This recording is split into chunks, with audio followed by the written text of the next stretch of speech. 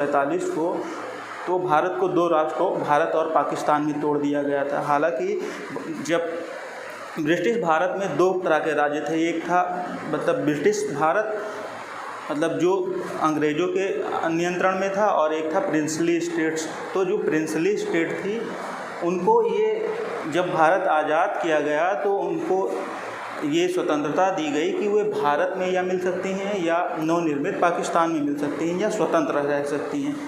तो कुछ एक देशी रियासतों को छोड़कर बाकी देशी रियासतें या तो भारत में मिल गईं या पाकिस्तान में मिल गईं, और कुछ देशी रियासतों ने ये फैसला किया कि वे स्वतंत्र रहेंगी। उन्हीं में से एक थी जम्मू कश्मीर रियासत।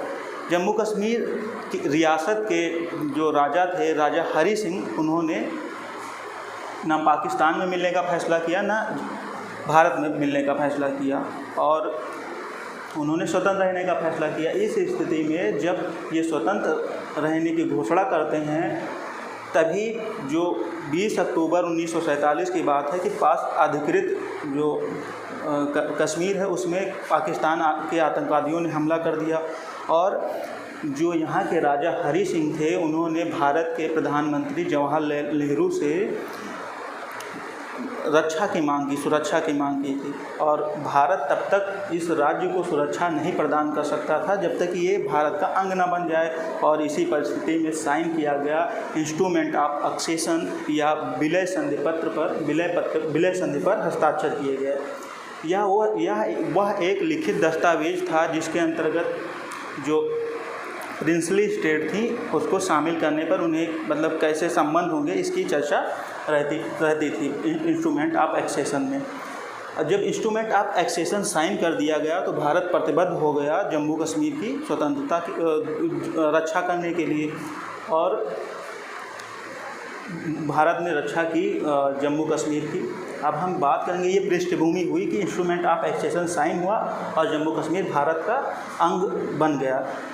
हालांकि एक ऐसी देशी रियासत जो स्वतंत्र रहना चाहती थी वो क्या मतलब पूरा अपना आत्मसमर्पण कर देना चाहेगी? पूरा आत्मसमर्पण नहीं करेगी। तो जो वहाँ के राजा हरी सिंह थे उन्होंने प्रधानमंत्री जवाहरलाल नेहरू से कुछ अपनी मांगें रखी कि उन्हें ज़्यादातर मामलों में स्वतंत्रता दी जाए। तो जो जवाहरलाल नेहरू थे उन्होंने कहा कि रक्षा, विदेश मामलों और संचार को छोड़कर आपको सभी मामलों में स्वतंत्रता मिलेगी, और वही पृष्ठभूमि है जिसके अंतर्गत संविधान के भाग 21 में अनुच्छेद 370 का अंतर्विष्ट करवाया गया, मतलब कि 370 को रखा गया, जिसके अंतर्गत रक्षा, विदेश मामलों और संचार को छोड़कर बाकी सभी मामलों में जम्मू कश्मीर को स्वतंत्रता मिली। अब यही जो 370 अनुच्छेद है यही जम्मू कश्मीर के लिए अलग संविधान की व्यवस्था करता है, और उसमें इस प्रकार जो 370 ये है उसको मतलब ज़्यादातर मामलों में स्वतंत्रता प्रदान करता है। जैसे जम्मू कश्मीर की जो राष्ट्रध्वज है वो अलग था पहले, और वहाँ की जो विधानसभा थी उसका कार्यकाल 6 वर्षों का होता है, जबकि भारत में राज्यों का विधानसभा का कार्यकाल 5 वर्षों का होता है, और इसी प्रकार की अन्य विशेषताएं उसको अनुच्छेद 370 के तहत प्रदान थी। तो उसकी हम बात करेंगे कि जम्मू कश्मीर विधानसभा का जो कार्यकाल था वो 6 वर्षों का होता था। वहाँ पे जैसे अपने यहाँ क्रिमिनल जो अगर आपराधिक कार्यों के लिए अगर कोई आपराधिक कार्य करते हैं उस स्थिति में भारतीय दंड संहिता लागू होता है, उसके धाराएं लागू होती हैं दंड करने के फलस्वरूप, ठीक, IPC की धाराएं। जबकि वहाँ पे अगर कोई व्यक्ति दंड करता था या अपराध करता था तो उसको दंड देने के लिए जो दस्तावेज था वो था रणवीर दंड संहिता, मतलब रणवीर पिनल कोड, और अनुच्छेद 360 भी वहाँ लागू नहीं होता था। 360 अनुच्छेद संविधान का वह अनुच्छेद है जिसमें वित्तीय आपातकाल, मतलब कि जब देश में धन की कमी हो ऐसी स्थिति में जो आपातकाल लगाया जाता है वही वित्तीय आपात कहलाता है। 370 के अनुच्छेद के अंतर्गत ही जम्मू कश्मीर के स्कूल, कॉलेजों और राज्य की नौकरियों में केंद्रीय कोटा या आरक्षण संबंधी कानून लागू नहीं होते थे। वहाँ की दोहरी नागरिकता थी, मतलब कि एक जम्मू कश्मीर की और एक भारत की। अलग राष्ट्र ध्वज होता था, अलग राज्य ध्वज होता था उनका, मतलब कि उनका अलग राज्य ध्वज होता था। एक विभेदकारी जो कानून था वहाँ पे कि जो राज्य के बाहर अगर किसी व्यक्ति से कोई वहाँ की स्थानीय महिला शादी कर लेती है तो उसके जो संपत्ति अधिकार थे उससे उसको वंचित कर दिया जाता था। मान लीजिए कोई महिला वहाँ की स्थानीय है, अगर उसका किसी प्रेमी दूसरे राज्य का है और उससे वह विवाह कर लेती है तो उसके जो संपत्ति अधिकार थे वो जम्मू कश्मीर में समाप्त हो जाते थे, सिर्फ इस कारण से कि उसने अलग राज्य के पुरुष से शादी की है। यहाँ पर अन्य राज्यों के लोगों को संपत्ति और निवास संबंधी अधिकार प्राप्त नहीं थे। यहाँ पे सूचना का अधिकार जैसे अधिनियम लागू नहीं होते थे, मतलब कि ऐसा एक कानून जो मतलब पारदर्शिता लाता है वो भी यहाँ पे लागू नहीं होते थे। अब हम बात करेंगे कि जो अनुच्छेद 35A है वो कैसे संविधान में अंतर्भुक्त करवाया गया। तो अनुच्छेद 370 से ही व्युत्पन्न है अनुच्छेद 35A। अनुच्छेद 35A जो है वो 1954 में राष्ट्रपति के आदेश द्वारा संविधान में अंतर्भुक्त करवाया गया था। ये सिफारिश की थी जो वहाँ की मतलब संविधान सभा थी, जम्मू कश्मीर की एक अलग संविधान सभा बनी और उन्होंने वहाँ के लिए एक संविधान का निर्माण किया और उसके बाद 1957 में ही उसको डिसॉल्व कर दिया गया था। और उसी ने ये सिफारिश की थी कि संविधान में अनुच्छेद 35 से लागू किया जाए। तो राष्ट्रपति ने एक आदेश जारी किया और अनुच्छेद 35 से संविधान में शामिल हो गया। अनुच्छेद 35A में इस बात की चर्चा है कि जो वहाँ की विधानसभा मतलब है वो वहाँ के स्थायी निवासियों और उनके विशेषाधिकारों को परिभाषित करेगा। मतलब कि अब इनको अनन्य शक्तियाँ मिल गई कि कौन सा वहाँ पे वहाँ का स्थायी निवासी है, उसकी परिभाषा ये तय करेंगे। उसी के फलस्वरूप इन्होंने जैसे अगर कोई महिला किसी दूसरे राज्य के पुरुष से शादी करती है उसके अधिकारों को वंचित कर देते थे और अन्य प्रकार के विशेषाधिकार वहाँ पे जम्मू कश्मीर को मिलते थे।